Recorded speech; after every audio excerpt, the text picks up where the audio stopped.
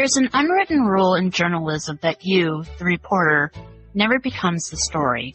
But resentment among two classes of media bubbled over last week at the leaders' debate, spilling into the public realm. That's today's conversation on Follow Lead podcast.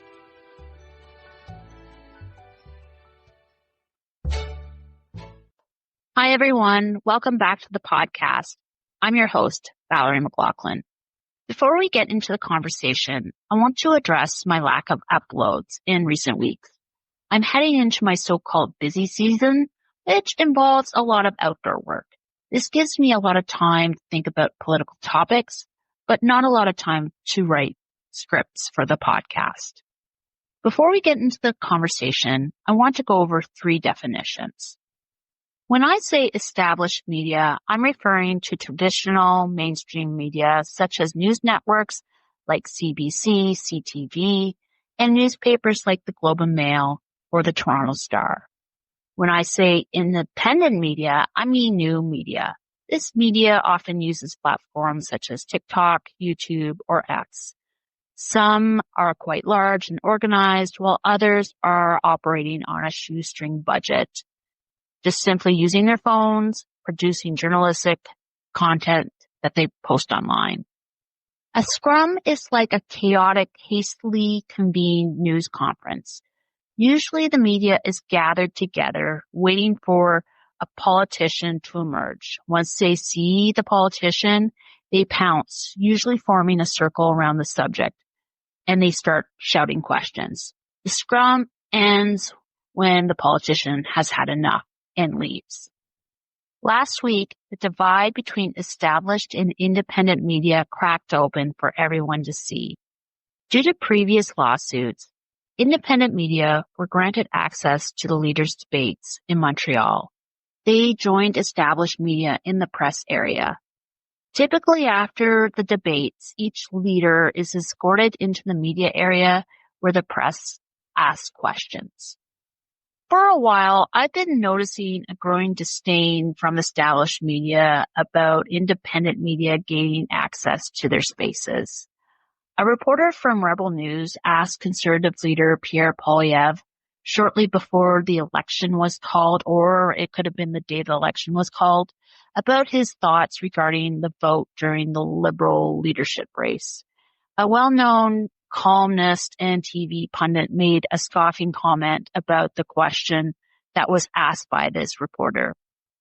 In my opinion, it's ironic that established media is criticizing fellow media about the questions they ask, considering, one, they are the media, freedom of the press, and two, this is the same media that has been pushing back at Conservative leader Pierre Poilievre about limiting media and probing beforehand what kind of questions they're going to ask him.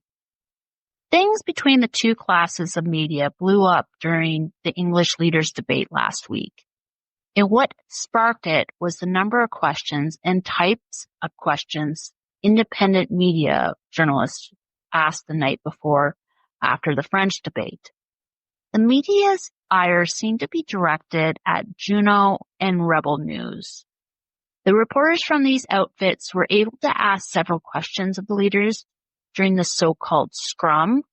When I mean so-called, I mean that reporters were lined up at microphones and took turns questioning the leaders. It wasn't your traditional elbows up, get out of my way scrum. On CBC's Power and Politics last Thursday, media pundits as well as host David Cochrane went on a bit of a tirade against independent media. Mr. Cochrane's guests, including Robert Fife of the Globe and Mail, shared his strong opinions. Here's the clip. But these are not journalists. No. These are right-wing agitators. Right. And what they do is they use these kind of stunts and antics to raise money. We have seen these people chase down liberal politicians or NDP politicians, screaming in their faces, and then they try to raise money off of it. But when they go to deal with Mr. Poilievre, they're like little puppy dogs. Hello, Mr. Poilievre, very nicely. And it's, it is a disgrace to have these people pretend that they're journalists. We all work for different organizations. Some of ours may have editorials maybe lean to the right or to the left or in the middle. But the journalists themselves conduct themselves honorably and try to be as fair as they possibly can. These are not journalists. These are people who are political partisans who try to raise money because of what they're doing with their right-wing antics. That's simple it is. David Cochrane didn't hold back either. And here's the clip.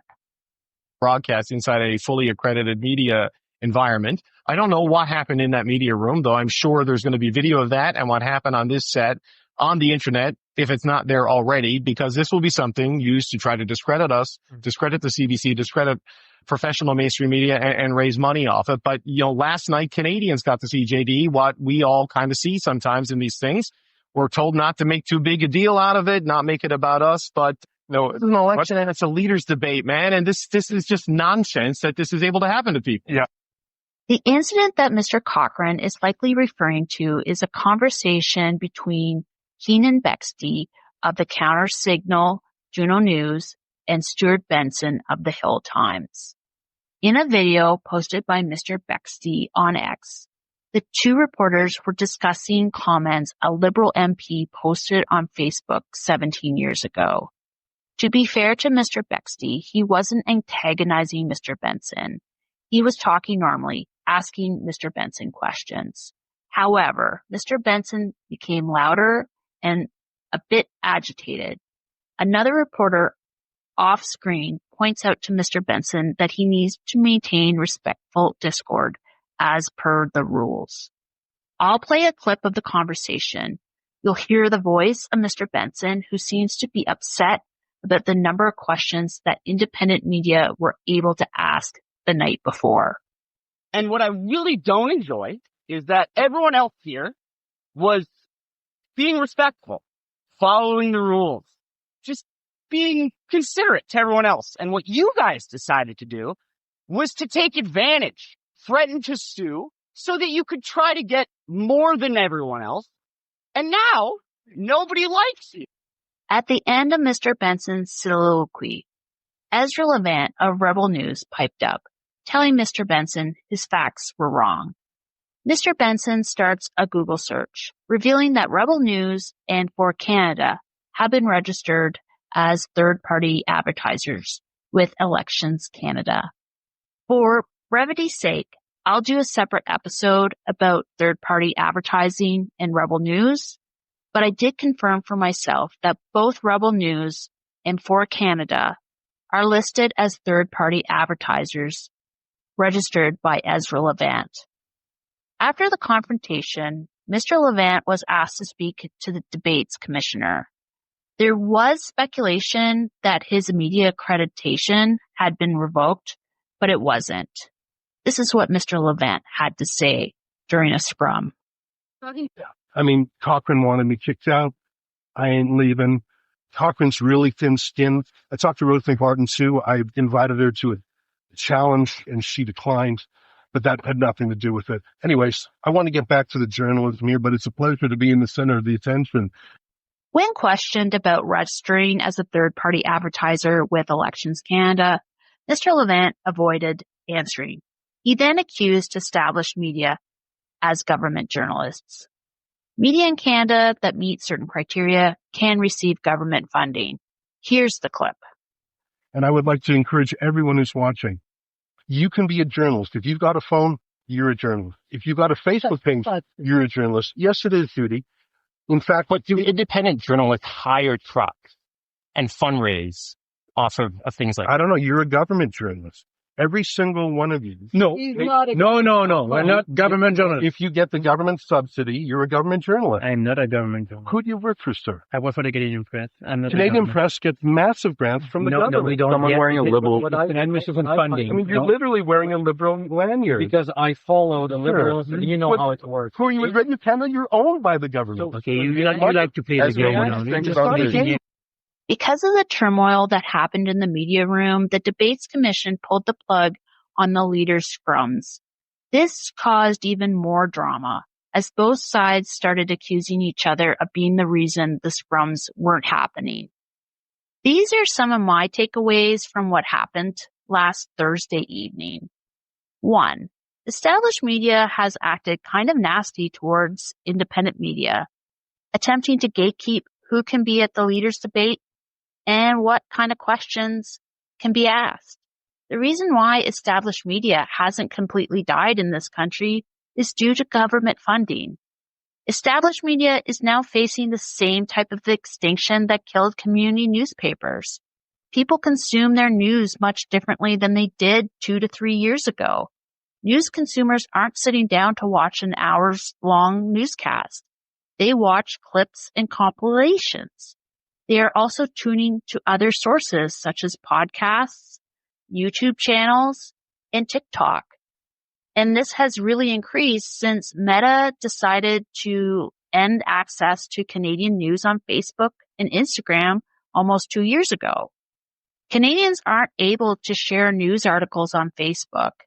This is in response to Bill C-18 that the government passed almost 2 years ago this coming June. This legislation forces tech companies such as Google and Meta to pay news outlets for posting their journalism content on their websites. Basically, Meta said no way and banned Canadians from sharing news articles. So if a Canadian wants to get up to date and breaking news, they are forced to other sources, such as podcasts and websites like X. 2. As hard as they try, established media won't be able to stop independent media. Traditional media in Canada has been slowly gutted due to job losses. Independent media journalists can produce content on a shoestring budget.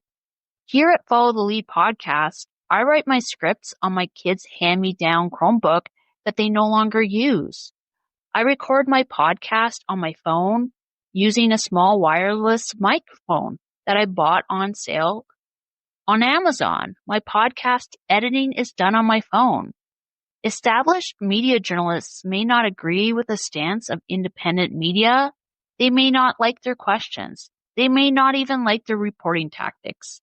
However, if they continue to try and silence them or chill them out, they become no better than any government, agency, or organization that attempts to limit what they can report on and how they do their jobs. 3. Independent media may be independent, but some of them aren't balanced in their viewpoints. I know that there's some independent media that are simply reporting and documenting the facts.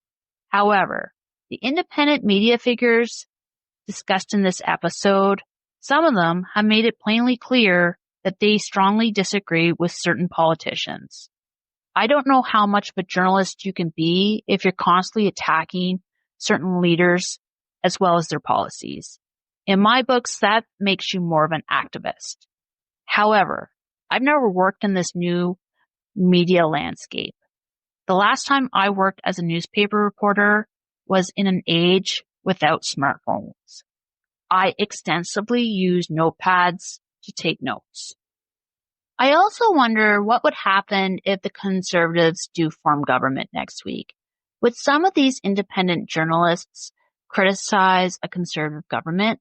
Would they become cheerleaders for the government, something that they regularly accused established media journalists of doing? 4. The media, and I mean both sides, need to stop whining about what happened. Traditionally, media isn't a reflective bunch. There seems to be little introspection, a lot of blaming of the other guy. I can say this. The public doesn't care about how many questions one organization was able to ask. Many Canadians don't think government has any business using taxpayer dollars to prop up a struggling industry. If established media continues to gripe about new media, the public will continue to root for its downfall. My last takeaway is this. Why is the media so accepting of the fact that leaders are answering so few questions? From what I gathered, reporters were lining up at microphones, taking turns asking questions of the leaders. That's not exactly a scrum. Also, asking 4 questions isn't a lot. If this was an actual scrum, it should be a free-for-all. like a traditional elbows up, get out of my way competitor scrum. Leaders should be grilled, not allowed to answer 4 questions at a podium and then quietly leave.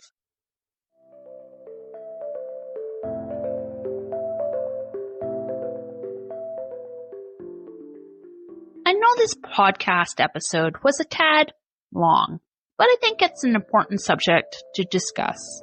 I believe that independent media is here to stay. I want to thank my listeners for tuning in. If you are a new listener, I hope you do stick around. The podcast is available wherever you get your podcasts, as well as YouTube.